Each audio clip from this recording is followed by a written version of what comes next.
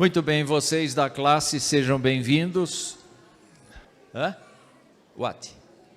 A última revista que nós tivemos falou de diversos tipos de igreja, não é? E a última vez que nós estivemos juntos, falamos um pouco da igreja gloriosa. Falei, eu vou falar um pouco mais de igreja. E eu não encontrei nenhuma palavra melhor do que esta para expressar o que eu queria dizer, orgânica. Né? Vamos fazer inicialmente aqui uma brincadeira a respeito do que a gente come.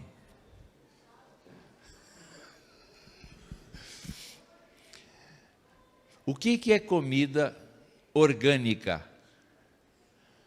O que é comida orgânica? Sem aditivos, sem conservantes, sem adubos, é aquela que apodrece rápido, né? É aquela que tem o tempo certinho e a gente não pode perder. A comida orgânica é, portanto, a comida mais in natura que a gente conhece. E quando eu falo de igreja orgânica, eu me lembro que nós conversamos no domingo passado a respeito da igreja visível e da igreja invisível. E nós vimos que a igreja visível é aquela que a gente enxerga. Então, a gente passa na frente de uma comunidade qualquer, a gente visualiza que ali tem um templo, tem uma concentração de pessoas que professam o nome de Jesus. Como aqui, a gente entende que esta é uma igreja. A membresia que está aqui é de gente comprometida com o Evangelho. A gente não pode pensar outra coisa. Se a gente ficar pensando que as pessoas que estão aqui são falsas, então a gente acaba tendo o comportamento de não querer voltar. Né? E a igreja visível é justamente a igreja que a gente não enxerga, que está espalhada pelo mundo inteiro, né? Invisível. Obrigado, minha ajudadora. A igreja invisível está por toda parte e nós nem sabemos, nem contabilizamos quantas pessoas são. Não temos ideia, mas as pessoas estão ali na sua simplicidade, na sua vida cotidiana, vivendo o Evangelho, lutando pela graça de Deus, falando com outros a respeito do Deus é minha confiança, Deus é meu louvor, a ira de Deus se retirou na minha vida, e o pregador falou isso, não é?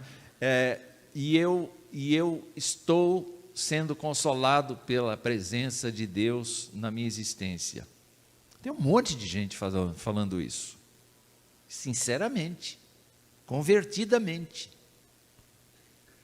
E aí quando a gente pensa na igreja visível, naturalmente a gente pensa naquela ideia que nós vamos encontrar pessoas absolutamente convertidas, pessoas convencidas, não convertidas, mas convencidas, e pessoas que estão ali junto por puro interesse. Eu consigo uma consulta com o dentista muito mais fácil, né? Porque ele é irmão, é assim, não é?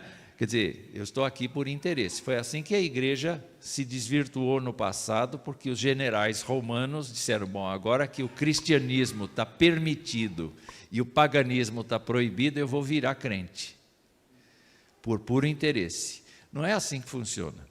Aí quando a gente caminha um pouco dentro dessa linha, nós também nos lembramos que nós fizemos a divisão de igreja que milita hoje, que está viva, que trabalha, que atua, e a igreja triunfante que já partiu.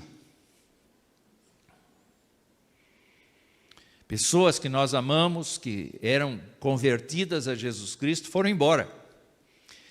Então, essa igreja é chamada, na teologia, de igreja triunfante. Agora, quando eu falo de igreja orgânica, eu quero me referir àquela igreja genuína que está presente aqui e a igreja genuína que está presente em toda parte, crentes sinceros, verdadeiros, reais, cujo nome está no livro da vida.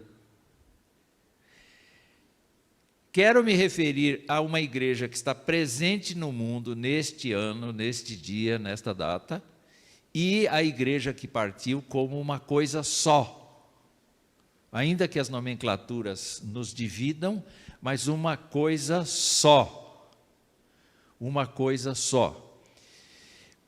E eu parto de uma situação que deu origem ao catolicismo romano, ou às doutrinas do catolicismo romano, porque as pessoas entenderam que Pedro era a pedra que Jesus se referia.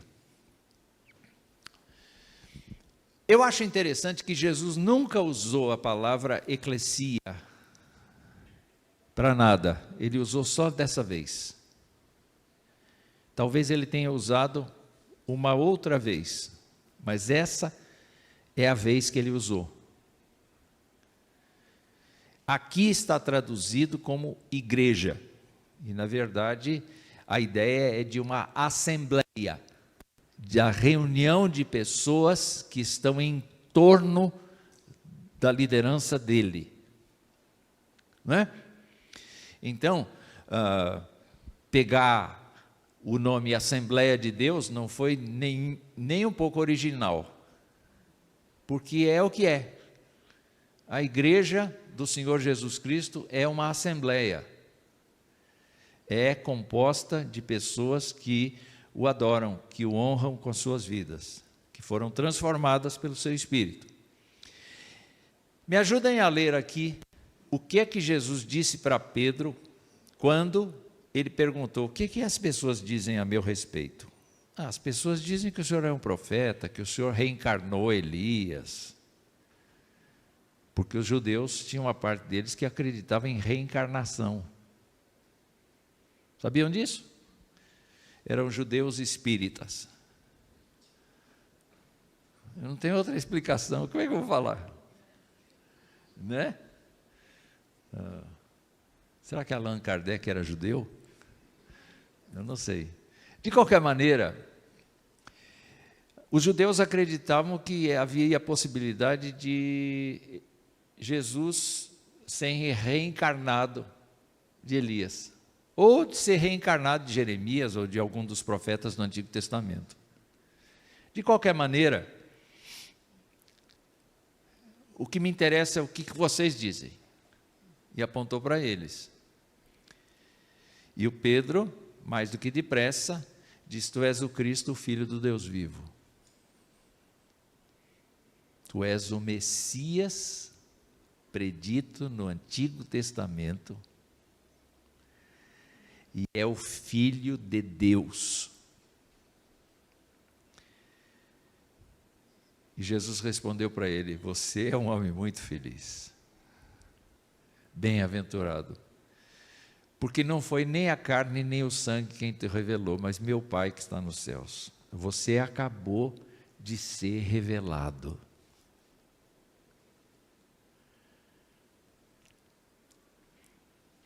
E aí que Jesus diz assim, com base nisso que você falou, olha só o que ele diz, vamos lá?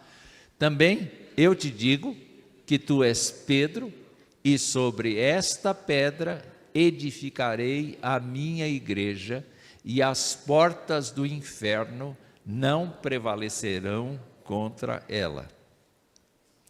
O que isso quer dizer para você?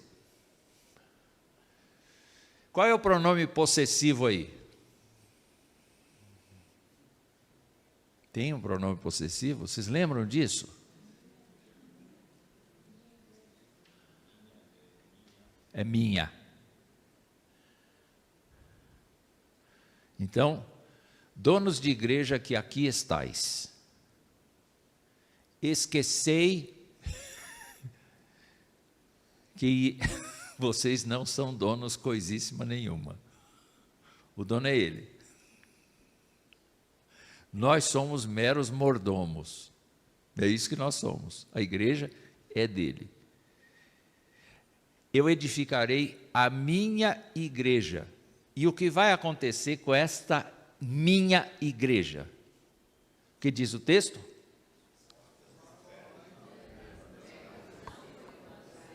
As portas do inferno não prevalecerão contra ela.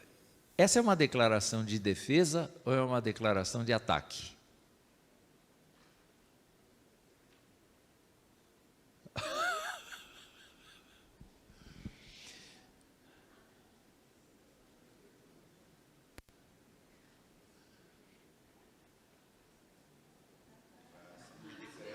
Eu estou esperando uma resposta. A transmissão não pode ficar sem uma resposta, gente. Declaração de decreto de Deus que manda acabou. Saiu pela tangente, Francisco. Saiu pela tangente. Eu perguntei se é de defesa ou de ataque. Alguns dizem que é defesa, outros dizem que é ataque. O que isto de fato quer dizer? Que onde a igreja for, o inimigo vai ser derrotado. É de ataque, não é de defesa. Não, Deus nunca vai deixar o inferno entrar pela porta. E entra todo domingo. Todo domingo vem a maldade aqui dentro. Todo domingo vem a inveja. Todo domingo vem o pecado. Todo domingo vem.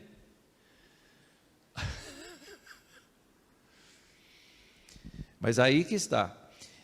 Quando Jesus fala da sua igreja, ele fala de pessoas que vão ter dentro delas a sua natureza. É muito interessante isso. O velho ser humano que aqui está, é um ser humano que, de acordo com a teologia de Paulo, precisa ser todos os dias combatido para que a natureza de Jesus assuma o controle da vida. Isso se chama processo de santidade. Quanto mais você se compromete, eu me comprometo com o Senhor dos Exércitos, mais a graça e o poder de Deus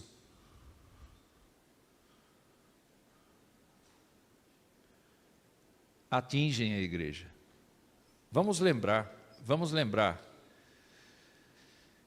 da missão que Jesus deu aos seus discípulos. Ele disse assim: vocês vão ficar no meio de lobos.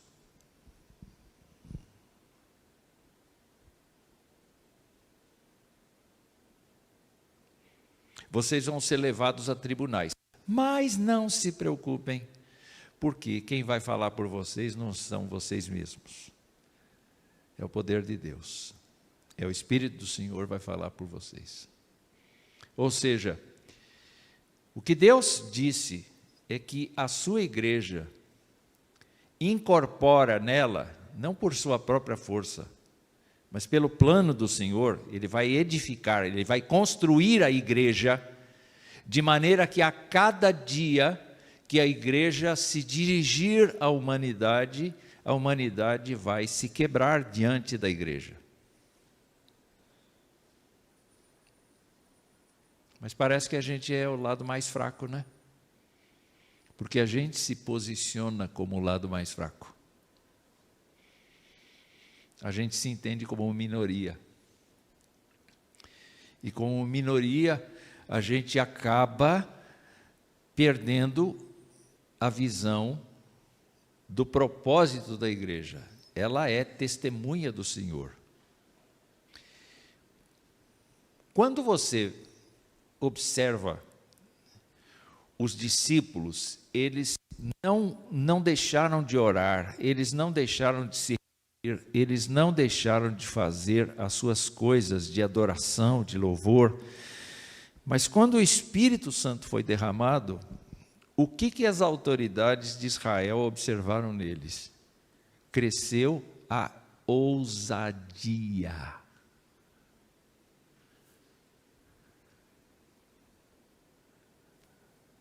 Cresceu a força. Cresceu o destemor. Não cresceu a violência. Não cresceu a luta pelos valores sociais. Cresceu o poder de compartilhar da graça. A arma de ataque é essa.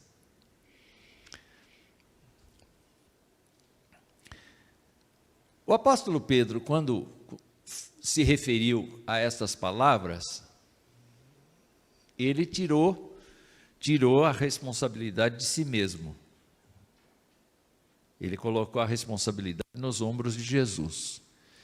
E é ele quem diz: chegando-vos para ele quem? Jesus, a pedra que vive. Ele chama Jesus a pedra que vive. Sobre esta pedra, a pedra que vive, edificarei a minha igreja, rejeitada sim pelos homens, mas para com Deus eleita e preciosa, também vós mesmos como pedras que vivem. É aí que você entende que é a arma de ataque. A igreja é a arma de ataque. Por quê? Porque Jesus transmitiu a vida dele para a sua vida. A energia da vida dele para a sua vida. A sabedoria da vida dele para a sua vida. A gente não pode ser crente medíocre. O crente medíocre é aquele que não estuda, aquele que não ora, aquele que acha que Deus vai dar um jeitinho. Esse é o crente medíocre. A gente precisa ser um crente que a cada dia diz: eu quero conhecer Jesus, eu tenho sede de conhecer Jesus, eu quero saber mais do seu poder, eu quero saber mais da sua graça, eu quero que Ele me defenda nas horas que eu preciso, eu creio que... E assim vai. Vocês, como pedras que vivem, sois edificados casa espiritual para ser de sacerdócio santo. Vocês são edificados casa espiritual. Não dá para te tratar mais como um professor da escola pública. Você é um irmão em Cristo.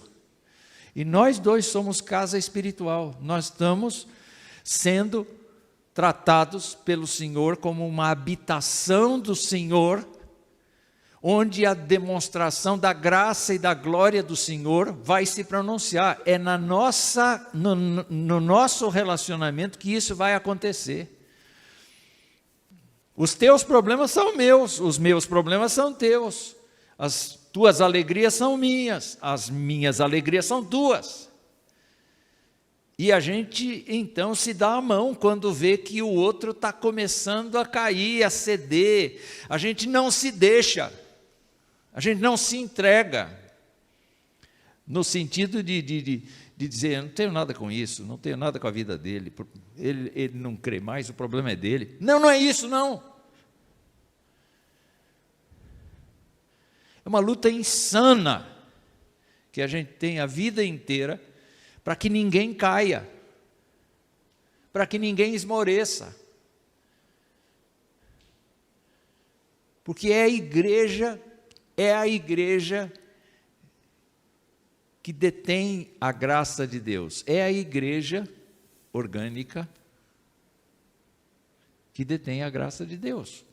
E Pedro então está dizendo aqui que o objetivo dessa edificação de casa espiritual é para nós sermos sacerdócio santo.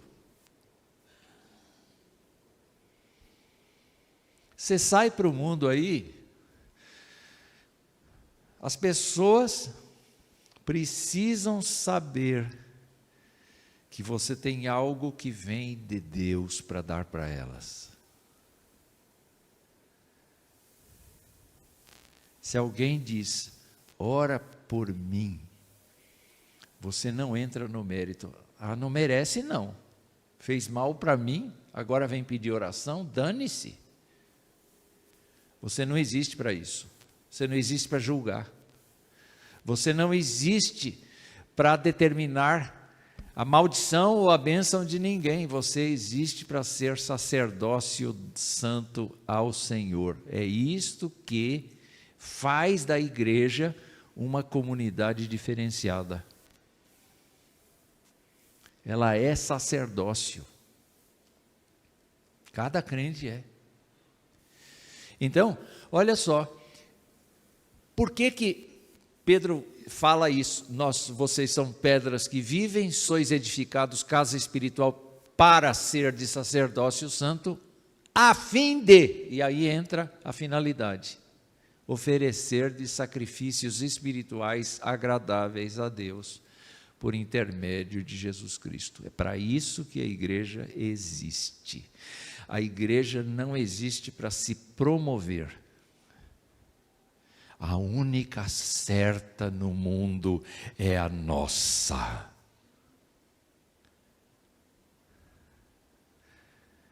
Tolo.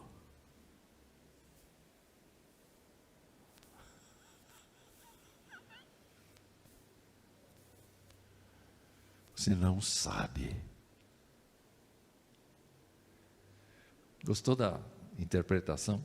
Tolo. Aí voltamos para Jesus.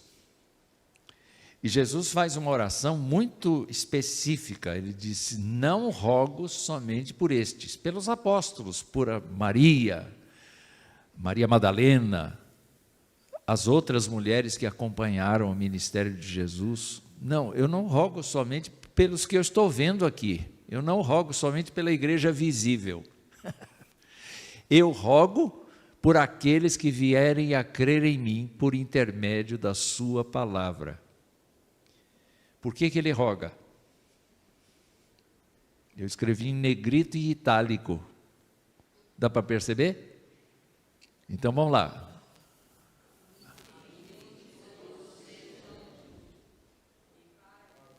Não, tá bom. Só até aí. Como é que é isso? O que isso significa? Eu tenho que aceitar o outro como ele é, assim? Não, eu tenho que desenvolver o espírito de unidade. Eu tenho que perceber que ao professar a minha fé em Jesus Cristo, eu entrei para uma família de gente que eu vou gostar e de gente que eu não vou gostar. De gente que eu tenho empatia, de gente que eu tenho simpatia e de gente que eu tenho antipatia. Senhor, detesto fulano, mas abençoa aquele irmão. Oh Deus, enche o coração dele da graça do Senhor, fortalece a vida dele.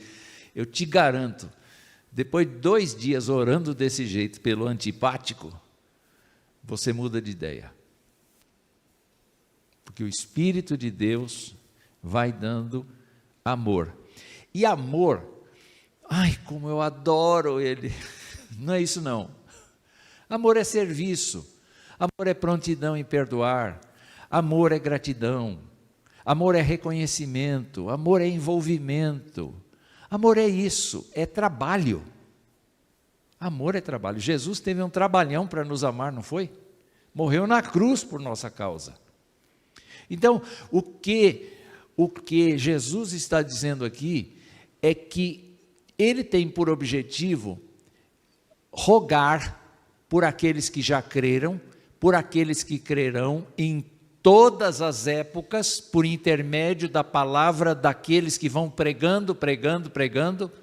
Nós somos responsáveis pela transmissão do Evangelho à nossa próxima geração, e a outra, não é? A fim de que todos sejam um, e como és tu, ó Pai, em mim, e eu em ti, também sejam eles em nós. O que isso significa para você?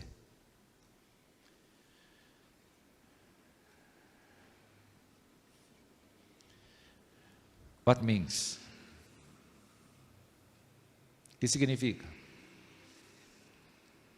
Como é que Deus e Jesus se entendem?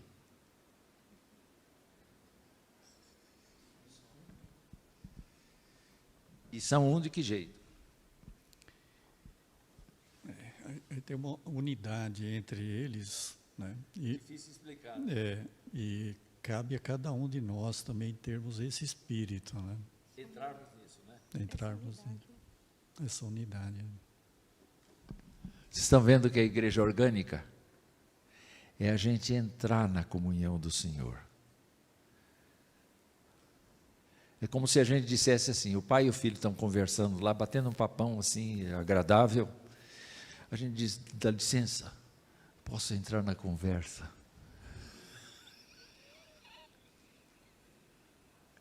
Claro! Entra aqui. Mas isso não é um esforço apenas individual, é um esforço coletivo também. Espera um pouquinho. De Jundiaí para o mundo. Obrigado, pastor. Aqui eu simplesmente tem trazido uma confirmação da oração sacerdotal. Pede que nós oremos para os nossos inimigos. Então, a gente tem que ter uma vida de sacerdócio mesmo, não é? Isso é a igreja orgânica, Então, ele diz, e como és tu, ó Pai, em mim, e eu em ti, quer dizer, uma profunda, uma entranhada comunhão, uma entranhada prazer na verdade, prazer na justiça, alegria na santidade, na honestidade, alegria na história, também sejam eles em nós. Para quê? Para quê? Para que o mundo creia que tu me enviaste. Qual é a estratégia do diabo? Vamos separar essa gente. Em cada esquina, uma igreja diferente. E o incrédulo fica confundido. Mas não é tudo a mesma coisa? Como é que a gente não se dá?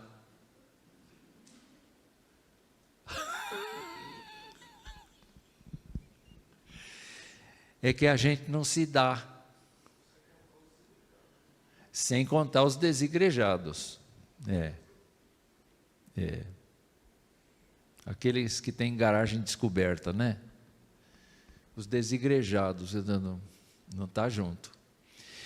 Eu fico pensando aqui no fato de que a pregação do Evangelho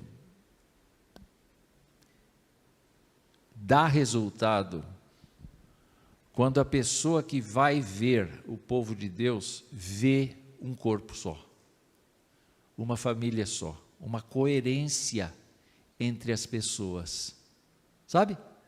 Uma amizade, um respeito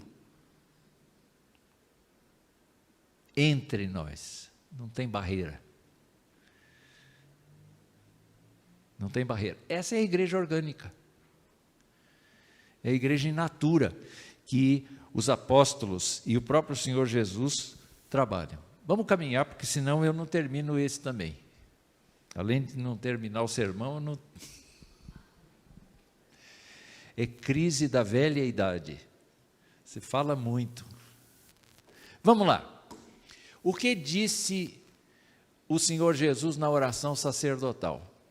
Eu, Jesus, lhes tenho transmitido a glória que me tens dado. Quem deu a glória? O Pai. O Pai deu a glória para Jesus. Tu me tens dado. Eu lhes tenho transmitido a glória para que sejam um, como nós o somos. Eu neles e tu em mim, a fim de que sejam aperfeiçoados na unidade, para que o mundo conheça que tu me enviaste e os amaste, como também amaste a mim. Dá para você perceber, então, que a igreja orgânica está sendo aperfeiçoada na unidade, pela glória de Cristo e para a glória de Cristo. Toda vez que uma pessoa vem aqui na frente e confessa a Jesus Cristo como seu Senhor e Salvador, ela precisa ser acolhida, amada, tratada, respeitada, absorvida no nosso meio. Ela precisa ser respeitada na vocação que Deus deu para ela, que nós vamos ver daqui a pouco, que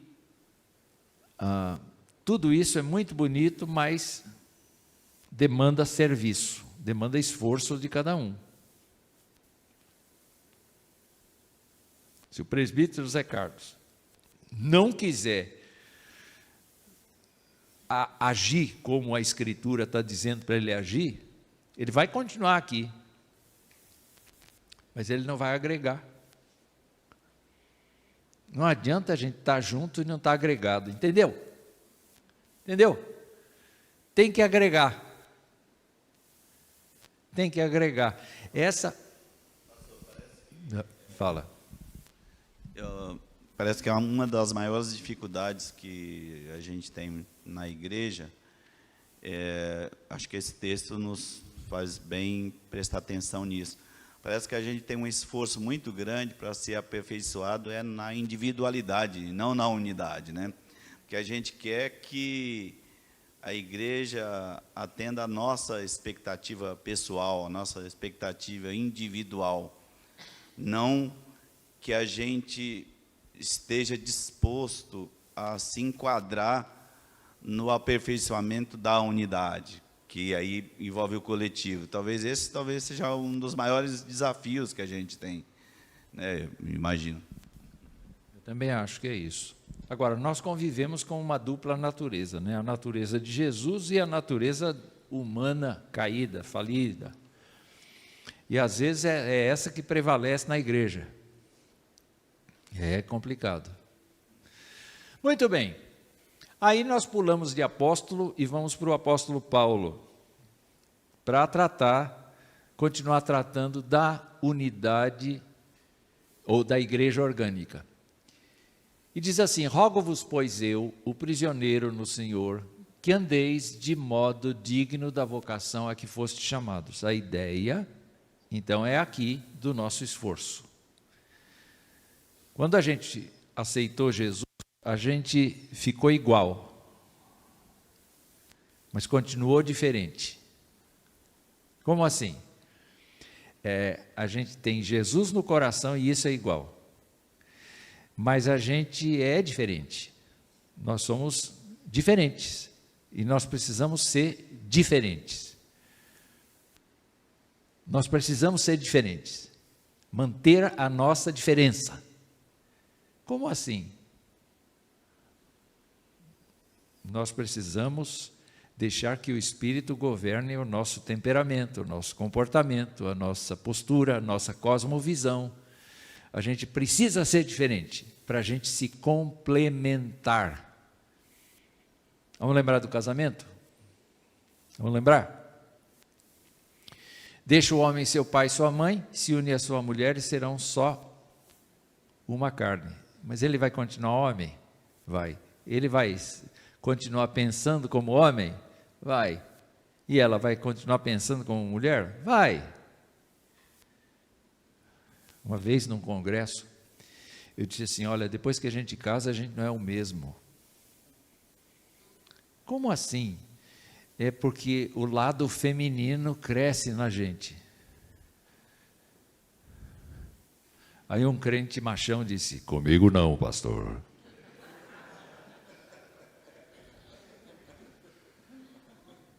Falei: olha,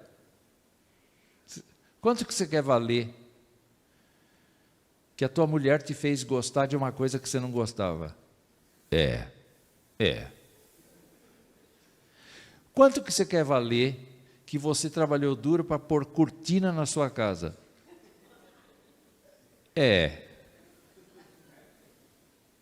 Aí foi mostrando o lado estético, o lado sentimental, o lado das coisas que são muito próprias do ser feminino. O ser feminino traz essa bagagem de estética, de sentimento, de coração,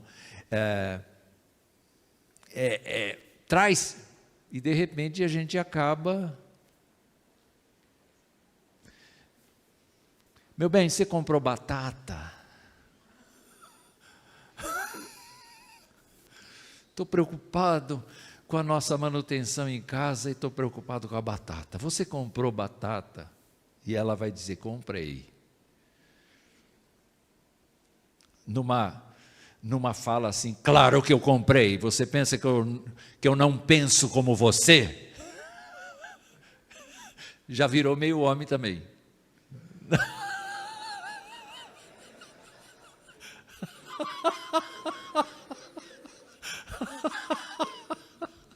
Não é? Uma mulher que se mantém solteira, ela é capaz de continuar feminina até o fim da vida sem nenhuma poluição. Talvez por força do trabalho ela fique meia determinista, assim como são os homens. Mas quando a gente casa, existe uma simbiose, existe uma mistura, não é? Você gostou do simbiose? A gente se mistura de tal maneira que a gente começa a ter uma perspectiva una.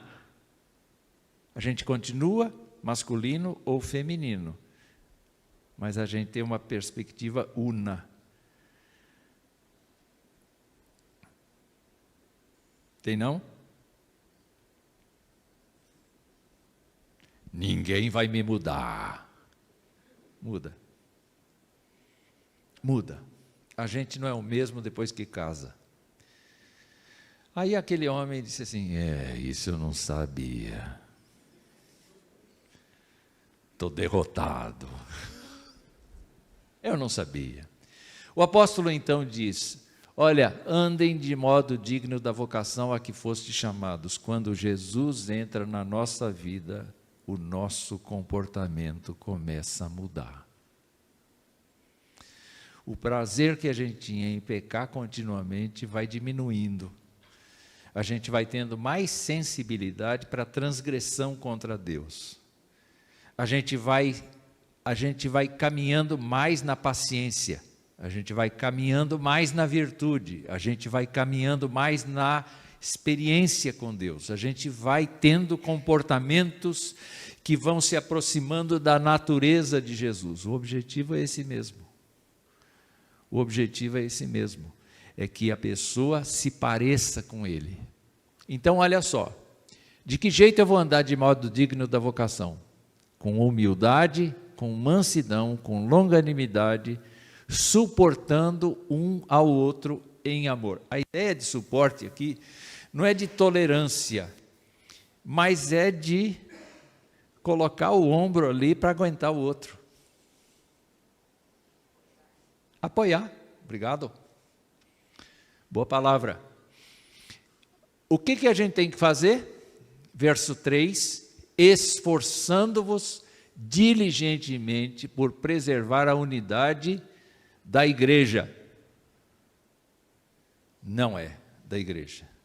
A unidade é do Espírito. Quando você perturba a unidade da igreja, você perturba a unidade do Espírito.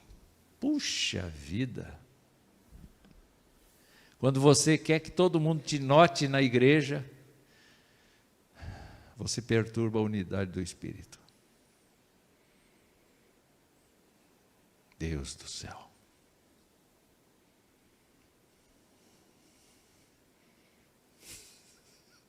Está assustado, né? Não? Não, é que termina lá no vínculo da paz. Termina ali, no vínculo da paz, né? Porque senão dá um rebuliço também, né? Se dá. Eu me lembro que quando eu cheguei aqui em Jundiaí, eu fui apresentado para alguém, disse assim, olha, esse pastor aqui é o pastor da igreja do Escadão. O Escadão é aquela escada grande que tem ali perto da Câmara dos Vereadores, não é? Ele é pastor da igreja do general.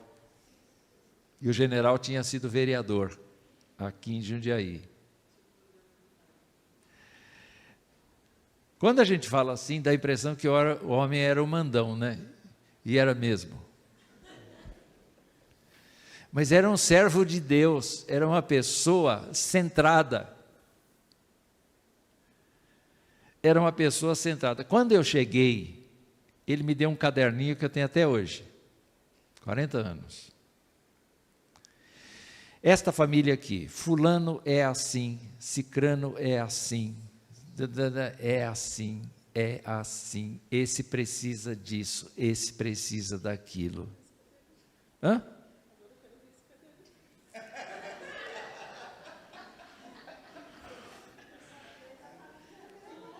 Já está no meu testamento de que o caderninho vai comigo para o caixão.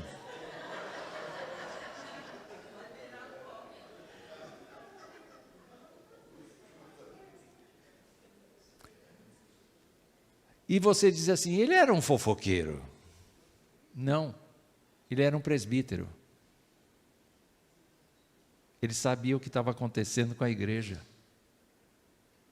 Ele foi uma das pessoas que lutou contra a igreja sair da Igreja Presbiteriana do Brasil e ficar autônoma.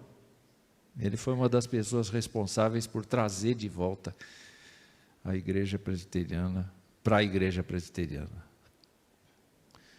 Era um homem de Deus, tremendo, muito grande. E aí Paulo diz assim, esse vínculo da paz, como é que ele mostra o vínculo da paz? Ele acaba mostrando como é que é o processo de redenção. Ele diz, há somente um corpo e um espírito. O espírito coordena o corpo, como também fostes chamados numa só esperança da vossa vocação. O espírito capacita o corpo a ter esperança em Jesus. Depois ele diz, há um só Senhor, uma só fé, um só batismo. Há um só cabeça da igreja, que é Jesus Cristo. Há uma só crença, só é possível ser salvos mediante a fé em Cristo. Há um só batismo, é o batismo da cruz. Não tem outro batismo. Aqui não está falando de água. Aqui está falando do sacrifício de Jesus. E ele termina, um só Deus e Pai de todos, o qual é sobre todos, age por meio de todos e está em todos. É por isso que nenhum de nós é superior ao outro aqui em termos da graça de Deus. Não tem ninguém melhor aqui. O rico não faz diferença, o pobre não faz diferença, o homem não faz diferença, a mulher não faz diferença. Não faz diferença nada que a gente tenha. Porque é Deus quem aplica a sua graça sobre todos, age misericordiosamente sobre todos. Essa é a igreja orgânica. Não é? Vamos para outro texto. Até que horas eu posso ir? Até às 11? Então vamos lá, 23 horas eu termino. É 11. Porque assim como o corpo é um e tem muitos membros, e todos os membros sendo muitos constituem um só corpo, assim também com respeito a Cristo. Pois em um só Espírito todos nós fomos batizados em um corpo, quer judeus, quer gregos, quer escravos, quer livres. E a todos nós foi dado beber de um só Espírito, porque também o corpo não é um só membro, mas muitos. Nós fazemos parte do mesmo corpo. Como é que eu devo tratar o meu irmão? Um dos problemas que a gente tem é que a gente acostuma no mundo ter a linguagem de se você não se valorizar, ninguém te valoriza. Na igreja orgânica é assim. os outros te valorizam. Você não se valoriza, você valoriza os outros. Dureza. Acaba com o nosso egoísmo, egocentrismo, tudo quanto a gente pensa a respeito da gente.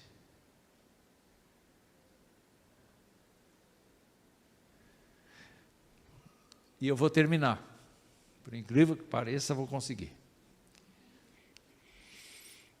Paulo diz: ora, os dons são diversos, mas o Espírito é o mesmo, e também há diversidade nos serviços, mas o Senhor é o mesmo, e há diversidades nas realizações, mas o mesmo Deus é quem opera tudo em todos. E aí é que fica a nossa responsabilidade pessoal. A manifestação do Espírito é concedida a cada um, visando a um fim proveitoso. Vocês observam que eu coloquei a palavra grega na frente, né? Dons significam ferramentas. Dons significam presentes da graça de Deus. Como assim? Eu não recebi a salvação? Recebeu. Mas junto com a salvação, você recebeu um dom que o Espírito Santo lhe deu para um fim proveitoso. E você tem que usar com ela, com ele, com elas, com ela, tá. Você não vem aqui assistir. Se você não vier, vai faltar. Claro.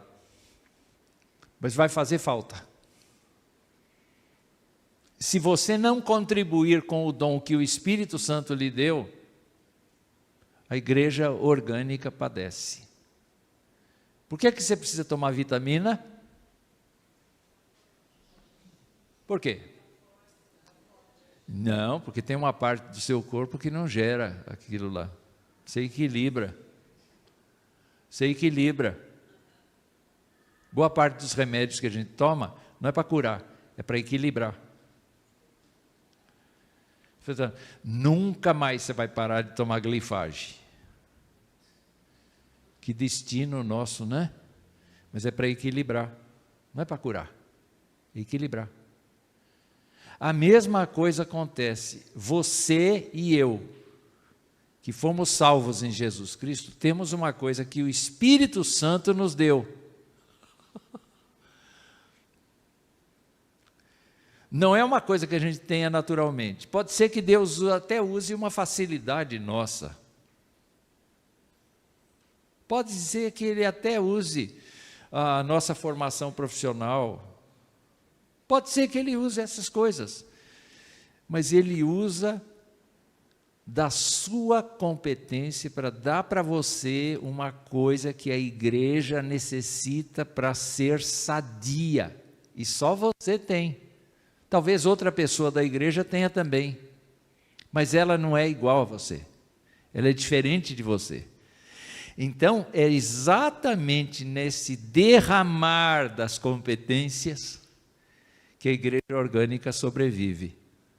Ela não sobrevive dos cultos, dos programas. Ela não sobrevive meramente das coisas que são feitas aqui. É claro que isso ajuda, mas ela sobrevive dos carismas repartidos aqui. A gente precisa de você. Embora eu não tenha nenhuma simpatia por você.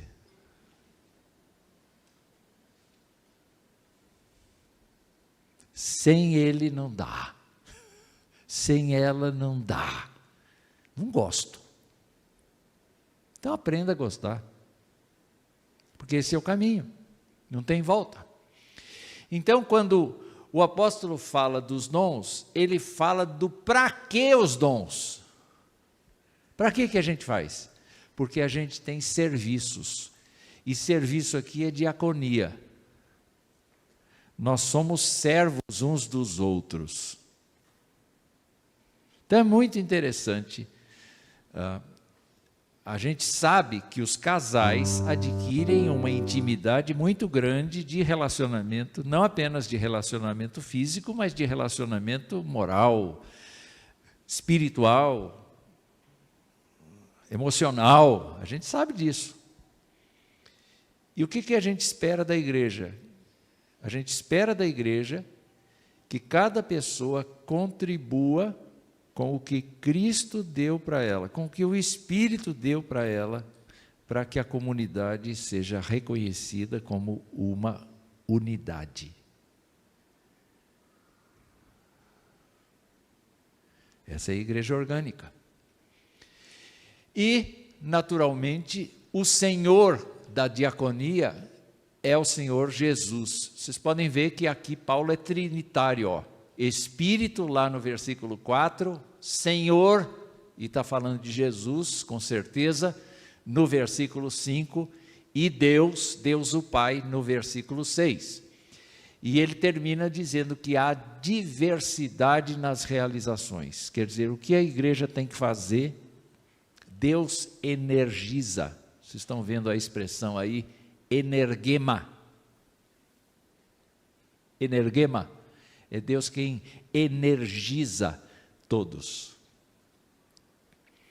A nossa suficiência vem de Deus. Não vem da nossa doutrina, não vem da nossa eclesiologia, não vem da nossa técnica, não vem da nossa retórica, não vem das nossas coisas, vem de Deus. Eu gosto muito de ver que nesta igreja Deus levantou diversos pregadores.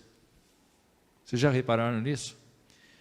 A igreja central não tem tantos, mas aqui tem bastante pregadores. É interessante isso.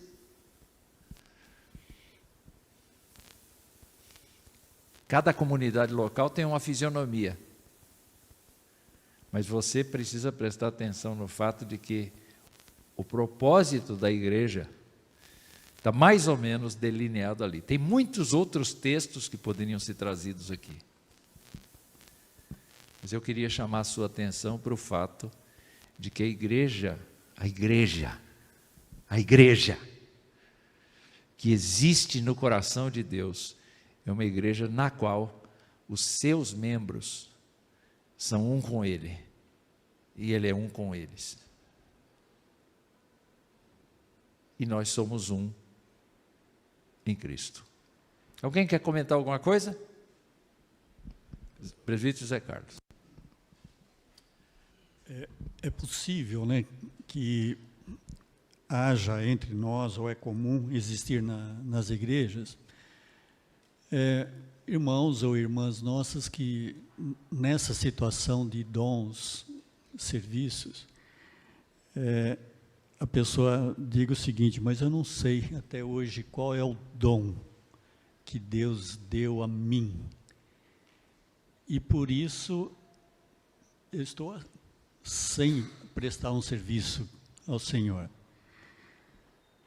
Precisa tomar cuidado quando alguém pensa assim, porque às vezes é o nosso inimigo que está colocando isso na cabeça do nosso irmão, da nossa irmã, porque a palavra de Deus disse que Ele deu a cada um dons, e esses dons são irreversíveis, né? A palavra de Deus nos mostra isso.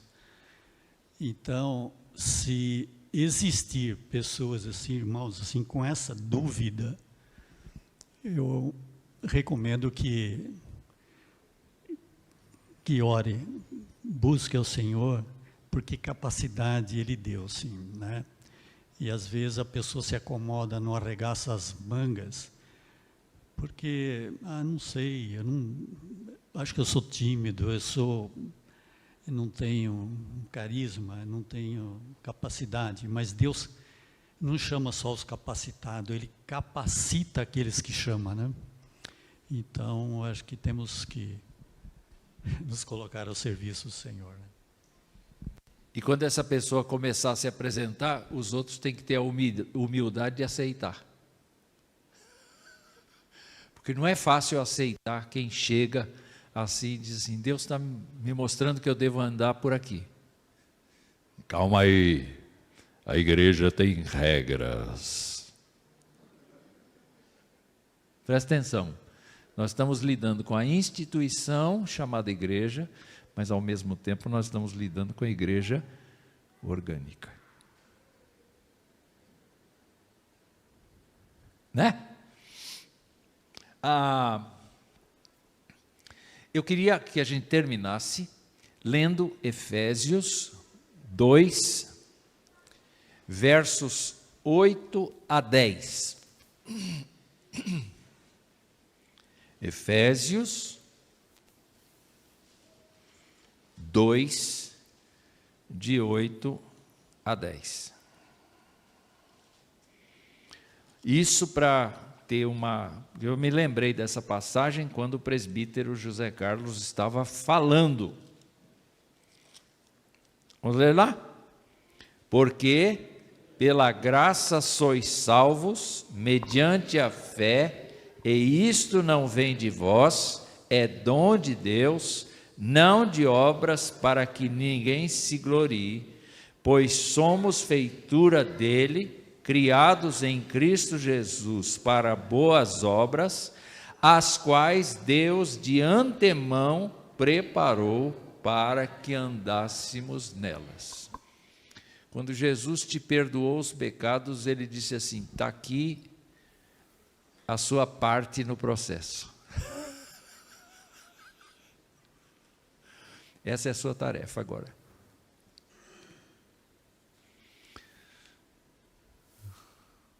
Então vamos orar e dizer, Senhor, onde é que eu devo estar?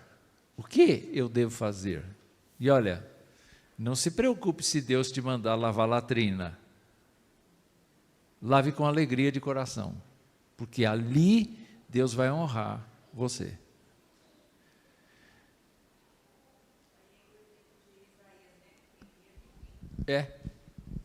Voltamos ao sermão, que eu não terminei. Estou impressionado com isso.